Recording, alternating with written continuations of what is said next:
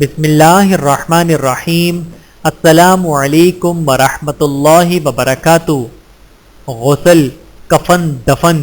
حضرت ابو رافع رضی اللہ تعالی عنہ سے روایت ہے کہ رسول اللہ صلی اللہ علیہ وآلہ وسلم نے ارشاد فرمایا، جو آدمی کسی میت کو غسل دے اور کسی عیب پر نظر پڑ جانے کی صورت میں پردہ پوشی کرے تو اللہ تعالی 40 مرتبہ اس کی مغفرت فرمائے گا، اور جو شخص میت کو کفن پہنائے اسے اللہ عز و جل جنت میں نہایت باریک ریشم اور عمدہ موٹا ریشم کا لباس پہنائے گا، اور جو آدمی میت کے لیے قبر کھودے پھر اسے اس میں دفن کر دے تو اللہ تعالی اسے قیامت تک کسی کو رہائش مہیا کرنے کا اجر عطا فرمائے گا۔